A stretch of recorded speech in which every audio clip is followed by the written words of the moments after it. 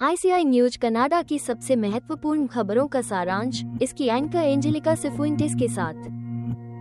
हाल ही में संयुक्त राज्य अमेरिका के नवनिर्वाचित राष्ट्रपति डोनाल्ड ट्रंप ने कनाडा के प्रधानमंत्री जस्टिन ट्रूडो को कनाडा के लेफ्टिनेंट गवर्नर के रूप में संदर्भित करके विवाद को जन्म दिया। ये टिप्पणी उनके सोशल नेटवर्क ट्रुथ सोशल पर एक पोस्ट में आई, जहां उन्होंने ट्रूडो के साथ अपने हालिया डिनर का आनंद भी व्यक्त किया और व्यापार और टैरिफ पर भविष्य की वार्ता का उल्लेख किया। ट्रंप ने मजाक में कहा कि इन वार्ताओं का परिणाम सभी के लिए आश्चर्यजनक होगा। हाल ही में संयुक्त राज्य अमेरिका के नवनिर्वाचित राष्ट्रपति डोनाल्ड ट्रंप ने प्रधानमंत्री जस्टिन ट्रूडो के साथ बैठक के दौरान कनाडा के बारे में भड़काऊ टिप्पणी की। ट्रंप ने कनाडा पर व्यापार प्रथाओं के माध्यम से संयुक्त राज्य अमेरिका को धोखा देने का आरोप लगाया, जिसके कारण कथित तौर पर अमेरिकियों को सालाना $100 बिलियन का घाटा होता है। फ्लोरिडा के मार-ए-लागो में हुई उस बातचीत के दौरान ट्रंप ने मजाक में कहा कि कनाडा को संयुक्त राज्य अमेरिका का 51वां राज्य बनना चाहिए और ट्रूडो इसके गवर्नर हो सकते हैं। Canadian union of postal workers (CUPW) के अध्यक्ष ने इस क्षेत्र में कर्मचारियों के लिए महत्वपूर्ण वेतन वृद्धि की मांग करने वाले अभियान के बीच नस्लवादी और जेनोफोबिक धमकियों की निंदा की है। कथित तौर पर ये धमकियां तनावपूर्ण वार्ता के दौरान सामने आईं, जिसमें यूनियन का कहना है कि मौजूदा वेतन कनाडा में जीवन की बढ़ती लागत को नहीं दर्शाता है, खासकर जब महामारी और वैश्विक आर्थिक चुनौतियों के कारण मुद्रास्फीति बढ़ गई है। ट्रूडो और उनकी टीम ने विश्लेषण करना शुरू कर दिया है कि नए टैरिफ के तहत किन अमेरिकी उत्पादों को लक्षित किया जाए। 2018 में इस्तेमाल की गई रणनीति के बाद, जब कनाडा ने स्टील और एल्यूमीनियम पर अमेरिकी टैरिफ के खिलाफ जवाबी कार्रवाई की थी, जिसका उद्देश्य राजनीतिक रूप से नुकसान पहुंचाने वाले प्रमुख देशों पर शुल्क लगाना था। पहले चुने गए उत्पादों में दही और विस्की शामिल थे और मिच मैक्कोनेल जैसे प्रभावशाली रिपब्लिकन के राज्यों को लक्षित किया गया था।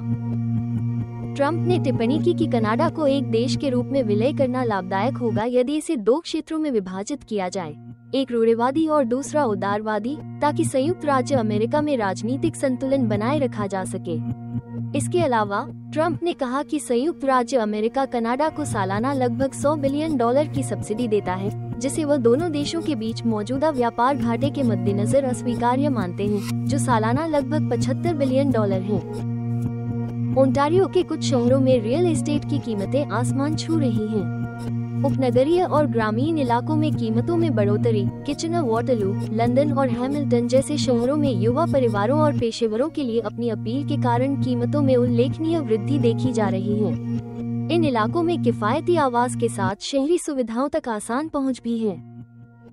सीरिया में बशर अल असद शासन को उखाड़ फेंकने के बाद मानवीय संकटों की एक नई लहर तेज हो गई है और कनाडा और अन्य देशों में शरणार्थी स्थिति के लिए आवेदनों में वृद्धि होने की संभावना है।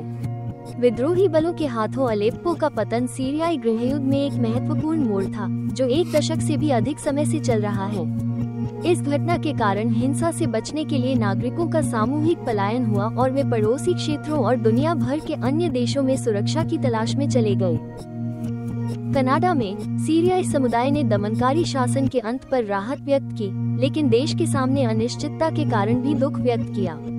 विशेषज्ञों और अंतर्राष्ट्रीय मीडिया ने कहा है कि कुछ लोगों को डर है कि असद के पतन का मतलब संघर्ष का अंत नहीं होगा, जबकि अन्य लोग गृहयुद्ध की वापसी की संभावना के बारे में सतर्क हैं। मॉन्ट्रियल महानगरीय क्षेत्र का हिस्सा लोंगविल शहर ने 2025 तक संपत्ति कर में 3.2% की वृद्धि की घोषणा की है। यह उपाय नगरपालिका परिचालन लागत में वृद्धि और सामुदायिक सेवाओं और बुनियादी ढांचे के रखरखाव सहित प्रमुख परियोजनाओं को वित्तपोषित करने की आवश्यकता को पूरा करता है।